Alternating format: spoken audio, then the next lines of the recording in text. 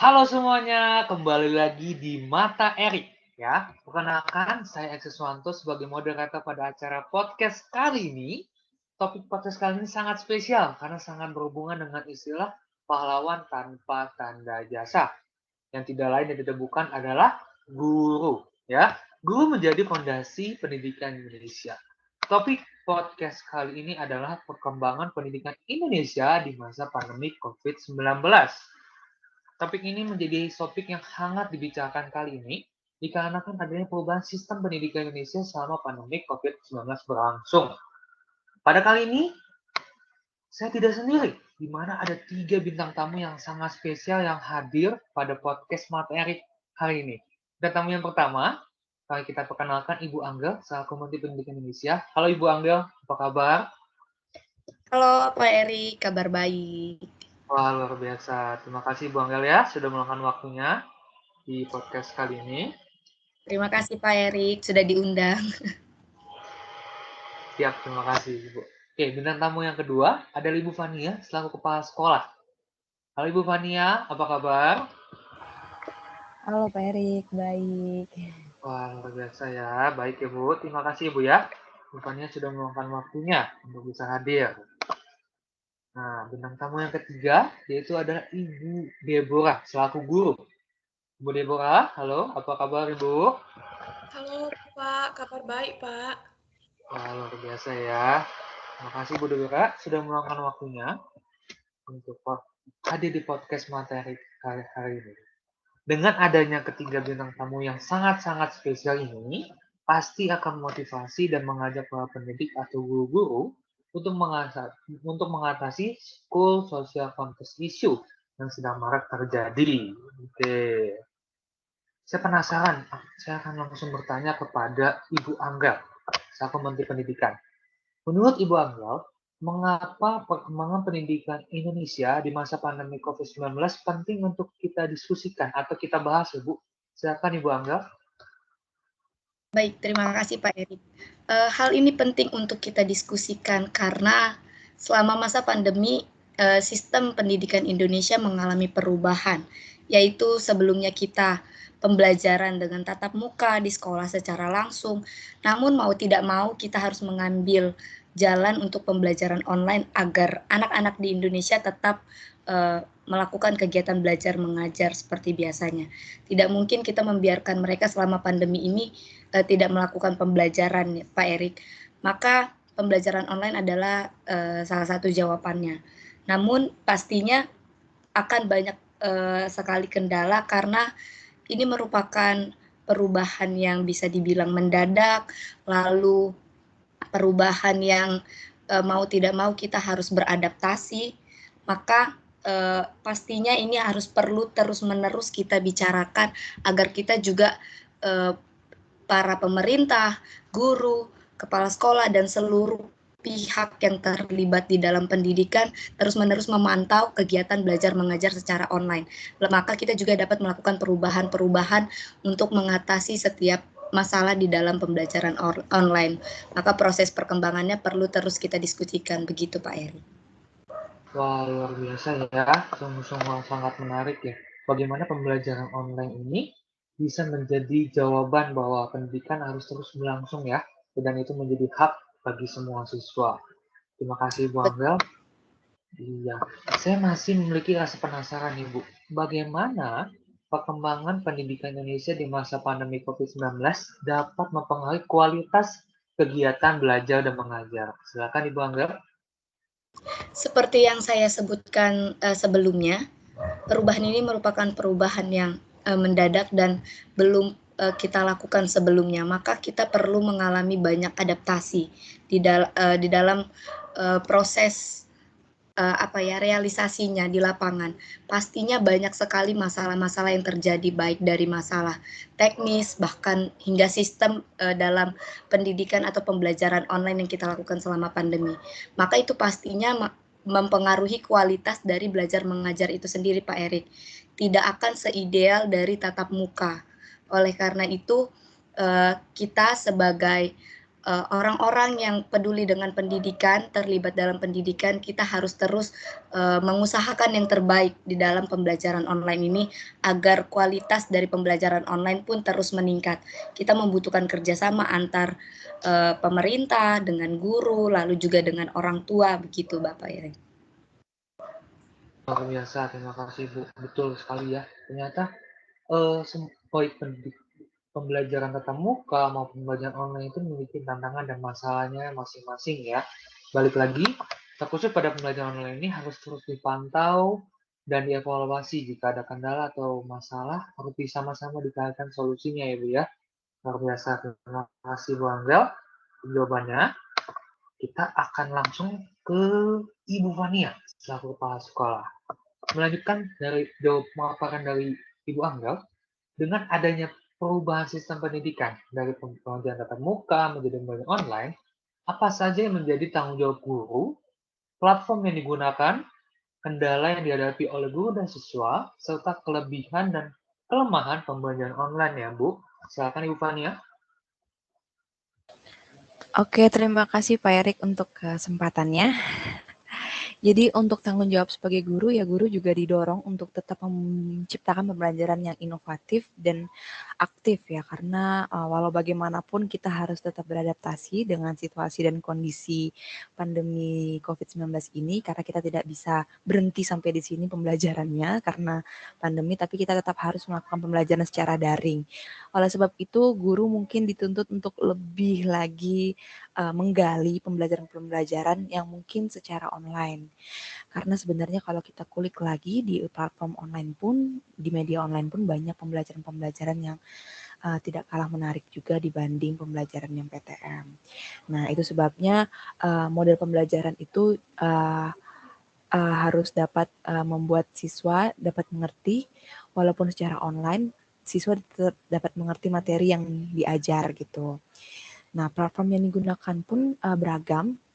Sebenarnya banyak banget platform yang digunakan. Cuman saya akan kasih spoilernya sedikit beberapa kepada rekan-rekan sekalian, yaitu kita juga menggunakan Microsoft Teams, kita menggunakan Zoom, kita menggunakan Google Classroom, kita menggunakan Moodle sekolah, kita menggunakan Google Meet, dan platform banyak lagi yang dapat digunakan ya. Sebenarnya banyak banget secara daring. Nah, namun juga kita menggunakan gadget ya, seperti laptop dan handphone yang harus berhubungan dengan internet. Nah, itulah salah satu mungkin yang menjadi kendala bagi siswa ataupun guru. Kadang juga terdapat kendala gadget yang digunakan ataupun internet. Nah, yang lainnya adalah kendalanya adalah situasi ataupun kondisi rumah yang mungkin tidak selalu kondusif gitu, tidak selalu mendukung proses pembelajaran. Nah, itu menjadi kendala siswa juga. Dan untuk siswa yang kelas sekolah dasar ataupun kindergarten dan TK harus punya pendamping secara online gitu, karena yang masih kelas rendah itu masih belum bisa pembelajaran online sendiri. Nah, itu juga menjadi kendala ketika emang orang tua harus kerja dan orang tua harus punya kegiatan di jam yang bersamaan dengan siswa, harus memilih mendampingi siswa online atau bekerja gitu. Itu menjadi kendala juga. Namun tetap ada kelebihan dari pembelajaran online ini karena kita tetap dapat belajar, kita tidak berhenti sampai di sini, tapi kita tetap melaksanakan pembelajaran secara online ini terus gitu. Jadi semester tetap berjalan, kita tetap lulus tepat waktu gitu. Dan pembelajaran ini pun dapat dilakukan kapanpun, dimanapun, dan akses dan materinya pun juga dapat diakses dengan mudah. Dan orang tua pun dapat dengan langsung memantau dan melihat perkembangan pembelajaran siswa, karena orang tua bisa duduk bersebelahan dengan siswa, melihat siswa itu sudah sampai mana pemahamannya, dan siswa pun memiliki keleluasaan untuk belajar gitu. Jadi kapanpun dan dimanapun siswa dapat belajar tanpa dibatasi ruang dan waktu gitu. Jadi interaksi guru pun dapat dilakukan secara online ya. Mungkin kalau kita semua tahu kita kadang menggunakan grup di WhatsApp gitu. Jadi masih tetap memiliki kelebihan pembelajaran online ini. Sekian Pak Heri.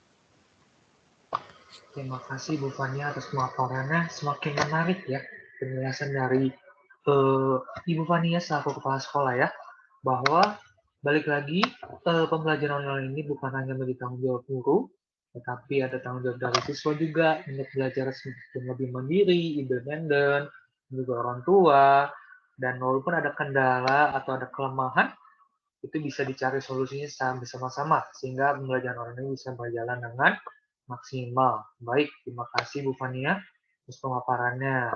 Nah, selanjutnya kita akan bertanya kepada Ibu Deborah, selaku ibu guru atau pribadi yang terjun langsung mengajar dalam kelas. Ini pasti pengalamannya lebih seru, lebih banyak, lebih beragam ya, yang pastinya kita semua ini ingin mendengarkan bagaimana pendapat dari Ibu Deborah. Baik, Ibu Deborah, apa yang menjadi saran atau solusi nyata yang harus dilakukan untuk dapat meningkatkan kualitas pendidikan online atau pembelajaran online di Indonesia? Silakan Ibu Deborah. Baik, terima kasih untuk Pak Erik, juga Ibu Angrel, dan juga Ibu Fania atas pemaparan yang sebelumnya. Dan hal tersebut sangat sesuai dengan apa yang saya alami di kelas selama pembelajaran online berlangsung. Begitu ya Pak, Ibu. Dan menurut saya saran untuk kedepannya, mungkin yang dibutuhkan yang saya butuhkan dan juga rekan-rekan guru yang lainnya adalah seperti workshop atau webinar. Dalam hal ini yaitu tentang metode pembelajaran yang interaktif, karena seperti yang kita tahu bahwa peran guru yang sangat terlihat dalam pembelajaran online ini adalah guru harus menjadi pribadi yang kreatif dan juga inovatif dalam menciptakan kelas online yang juga menarik bagi siswa agar nanti kegiatan belajar mengajarnya tidak hanya searah, karena seperti yang kita lakukan sekarang ini juga tidak ada bedanya dengan kelas online. Kita hanya dapat bertatap melewat kamera dan juga laptop yang ada di depan kita, seperti itu ya Pak Ibu. Jadi dibutuhkan sebuah kegiatan belajar mengajar yang dapat mendorong minat siswa untuk ikut serta ambil bagian dan menjadi pribadi yang aktif dalam kelasnya nanti. Oleh karena itu, mungkin nanti kepala sekolah ataupun institusi-institusi pendidikan dapat mengadakan workshop atau webinar yaitu mengenai bagaimana cara menciptakan pembelajaran yang menarik. Karena seperti yang Ibu Fania bilang, banyak metode-metode yang dapat kita gunakan, banyak juga platform-platform yang dapat kita gunakan. Namun ada beberapa guru yang masih awam serta membutuhkan tindakan lebih lanjut lagi dalam bagaimana menciptakan kelas tersebut. Jadi mungkin hal itu menjadi saran dari saya dan juga teman-teman guru yang lainnya untuk para pemimpin-pemimpin untuk menyediakan sebuah tempat bagi kami guru untuk belajar lebih lagi gitu. Dan yang kedua itu adalah seperti yang Ibu Fania bilang, peran orang tua dalam pembelajaran online ini. Tidak dapat dipungkiri bahwa orang tua mengambil peran yang juga sangat banyak dalam pembelajaran online.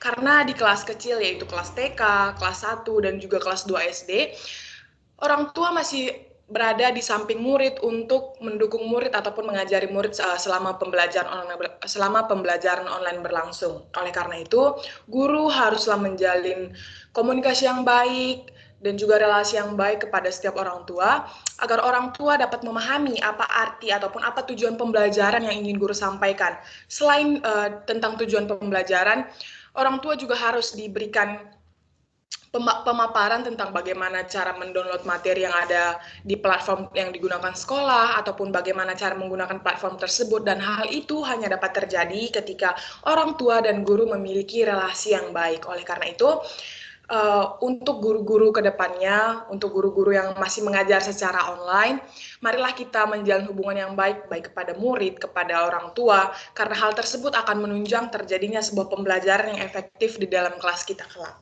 Sekian dari saya Pak Erik, terima kasih. Wow, terima kasih Ibu Deborah ya. Semakin kita terbukakan ya pemikirannya bahwa pembelajaran online ini benar-benar harus adanya kegiatan interaktif di dalam pembelajaran online ya, pembelajaran dua arah seperti saat ini, tanya dan jawab dan lain sebagainya, dan juga adanya hubungan atau relasi yang baik antara guru, orang tua, dan siswa. Balik lagi, semua pihak yang terkait harus bisa bekerja sama untuk memaksimalkan pembelajaran online yang berlangsung. Wow,